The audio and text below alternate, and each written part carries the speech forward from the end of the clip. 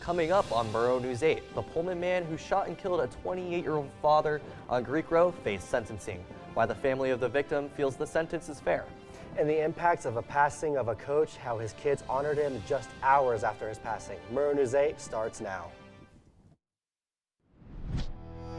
From the Northwest Public Broadcasting Studios on the campus of Washington State University, this is Murrow News 8. Hello and welcome to Murrow News 8. I'm Connor Seiferling. And I'm Tyler Kolbus. Over the weekend, the U.S. and Israel launched missiles at Iran in an attempt to eliminate threats from their regime. Iran's supreme leader, Ali Khamenei, was killed during the strikes. President Donald Trump released a statement stating that this is the time for all Iranians to take over the regime and take back their country. Our objective is to defend the American people by eliminating imminent threats from the Iranian regime, a vicious group of very hard, terrible people. The Pullman man who killed 28-year-old Darcy Sparkland in December 2024 was sentenced to 16 and a half years in prison on Friday. 30-year-old Jorge Mazuka pled guilty to second-degree murder in February, and a meth possession charge was dropped as part of a plea deal. As Mazuka shot and killed Sparkland while they were smoking meth alone in an abandoned fraternity house on Greek Row. The defense prosecution's Sparkland's father agreed on recommending a lower sentence because he took accountability for his actions and his lack of criminal history. A jury awarded a University of Idaho professor $10 million in damages after she sued a Texas woman for defamation who claimed on social media that the professor was responsible for the Idaho murders.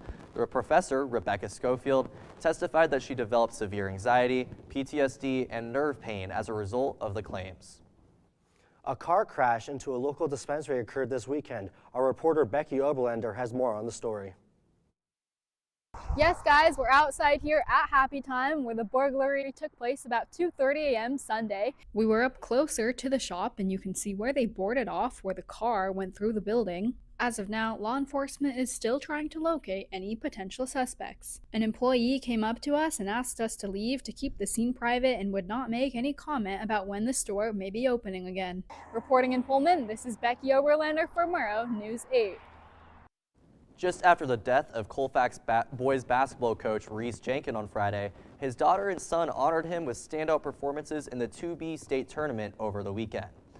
Allie Jenkins led the Colfax girls team to a win over Okanagan with a career-high 41 points, including all 29 of the team's points in the first half. Her older brother Adric passed 2,000 career points and scored 34 points as the boys team beat Liberty Bell of Winthrop.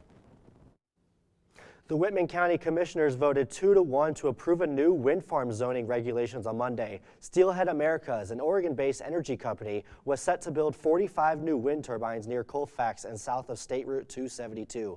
The new rules will affect the company's plans through a 7-mile barrier around Kamak Butte County Park, and Steptoe Butte and Palouse Falls State Parks was established as part of the regulations. The Pullman Fire Department announced changes moving forward. Our reporter Grant has more about the situation. Well, I'm here at the Pullman Fire Department, and effective March 16th, all part-time firefighters are going to have their hours reduced to 0. These reserve firefighters have been for non-emergency duties, and the fire department itself has not caused these deductions in their hours, but instead a wide effect of city budget cuts across the last few months. I'm Grant Cavalier here in Pullman, Washington for Murrow News 8. Award-winning Grub meets support for a good cause. How FFA students started up a local fundraiser. And while we've all been enjoying the sun, it might be time to treasure the dry days before they slip away. Olivia's got your weather after the break. Days, months. Hey, I'm Jim from across the street. Years. I'd like to give you this. A lifetime can rush by without realizing what we're missing. We lose some of the best moments, some that may never repeat, Come on. or detach from people around us. Our loved ones grow used to this pattern, but it doesn't have to be that way. We have a choice to take action.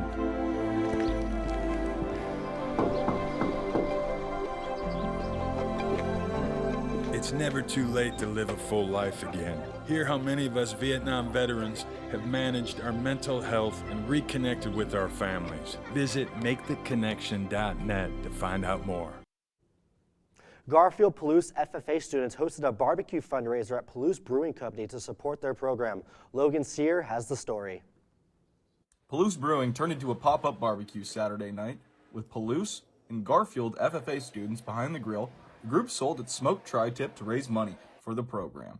And the students who set it up say it's about more than just a meal.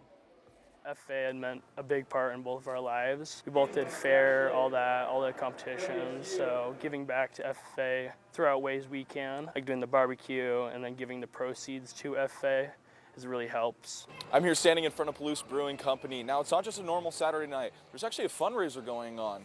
Now, all proceeds for this fundraiser will go to local Garfield Palouse FFA students. They have tri-tip, beans, coleslaw, and it's award-winning. So it's getting cold. I'm gonna go grab another plate.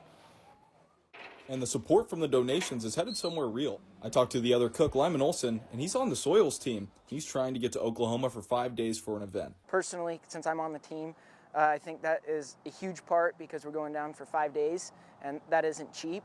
And something like this is very beneficial to that. At the end of the night, it was simple. Students putting in work and a community helping where it can. And a reporter getting some great food out of it. I'm Logan Sawyer, Murrow News 8. I've been enjoying the warmer weather the past couple of days, but sounds like that's about to change. Olivia, what are we looking forward to?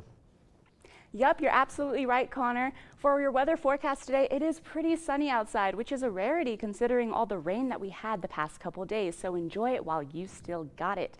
This sunny weather will continue up into tomorrow when we start seeing at nighttime some rain trickling in with highs of 56 and lows of 41 degrees. So if you want to go take a stroll downtown, enjoy it while you still can. We only have 7-mile-per-hour winds today. Looking at our state overall, it's looking pretty good. It's sunny all across the board, so that seasonal depression is going to be lifted just momentarily. Looking at the east side of our state over here in the Tri-Cities, there's highs of 61, which is the highest that we have overall. So be sure to, if you're in that area, be sure to enjoy it again while you still can. Now looking at our 5-day forecast coming on up, starting with Wednesday, because we already covered today and tomorrow, it's going to be all rain when it's going to hit us, and then on Thursday, high of 46 and low of 32. Moving on into Friday, again, high of 48 and low of 37. Up into Saturday, our weekend, a high of 52 and a low of 42 as well. So, like I said, if you have any plans, be sure to kind of plan accordingly as the weather goes so you know exactly what you're in for. Back to the desk.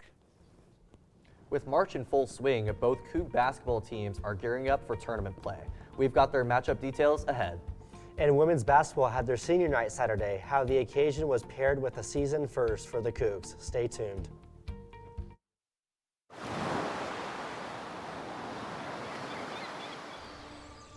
Hear that?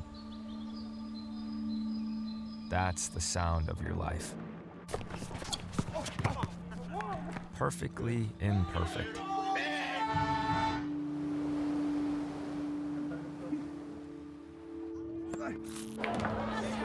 Beating in rhythm to the world you've created.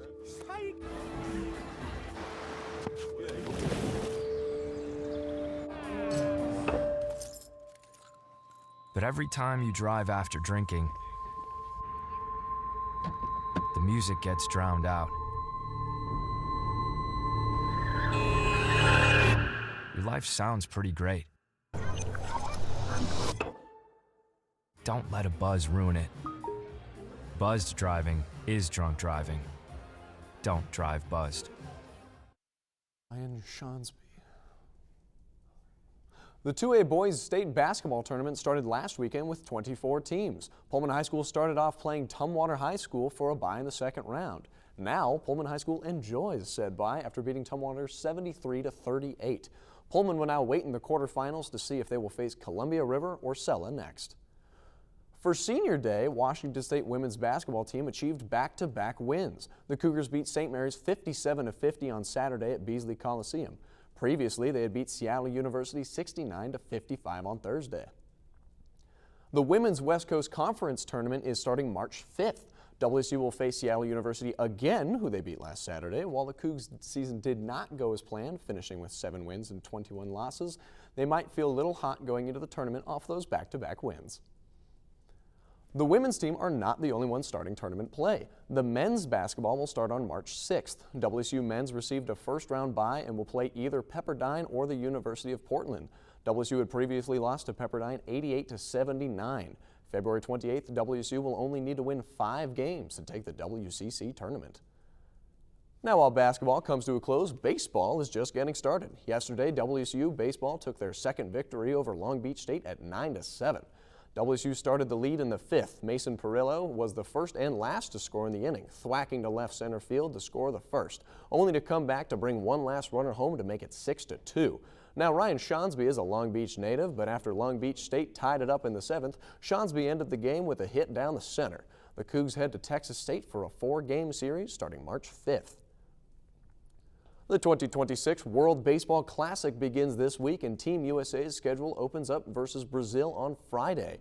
The game will be played in Houston with the first round of the tournament featuring 4 pool play games. The Americans are among the favorites to win the tournament and are coming off a runner-up finish in 2023. Now, Tyler, you were saying you're pretty passionate about this. Can you tell me a little more? I am. I'm really hoping that the Americans can actually pull it off this year. Last time, obviously, we did not win it as Japan stumbled us in the very final, but this year, we're going to knock them off. Okay. Yeah, and that's going to do it for the Baseball Classic talk. We're moving into Women's History Month, which is coming up, when the honorary month originated and how this year's theme shifts sights towards the future after the break.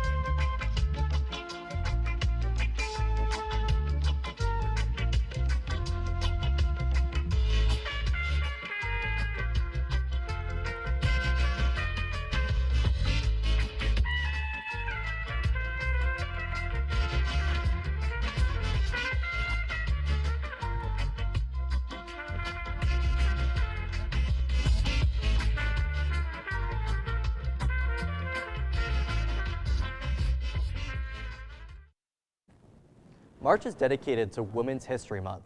This year's theme is Leading the Change, Women Shaping a Sustainable Future. Women's History Month began as a local celebration in Santa Rosa, California. In 1987, Congress passed the Public Law 109, designating March as Women's History Month. Now, I don't know about you guys, but women to me mean a lot in my life. I've got my mom, absolutely. I've got Hannah Fisher behind the camera. She's doing a great job today. But who are we celebrating in our lives? Tyler? I'm going to be celebrating my mom. I mean, I'm going into this industry. She helped me a lot trying to set me up and everything. She's helped me job hunt. She's helped me build my portfolio together, and I'm really appreciative of her. Love you, Mom. Yeah, I definitely would say my mom and my grandmother, they've always been super supportive, raising me, helping me get into colleges and looking over resumes, kind of the same thing as you, Tyler, and I'm very grateful for them, love them so much. Shout out to you guys.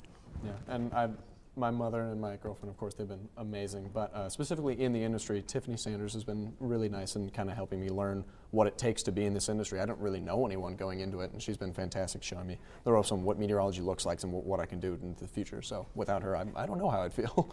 And I've had the great chance to interview a lot of women's players at WSU over the past couple semesters, and I'm just so appreciative of their sports. I think they deserve more coverage, and I hope we get to cover them more going into the future. But that's going to do it for our cast. Thanks for tuning in. Make sure to take care of yourself and each other. Good night.